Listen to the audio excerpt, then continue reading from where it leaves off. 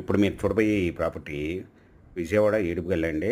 విజయవాడ నుండి బందర్ వెళ్ళేటప్పుడు గోశాల సెంటర్ దాటగానే లెఫ్ట్ సైడ్‌లో బ్రహ్మరా టౌన్‌షిప్ వేసిన రోడ్ ఫేస్ ఉంటుందండి ఇది.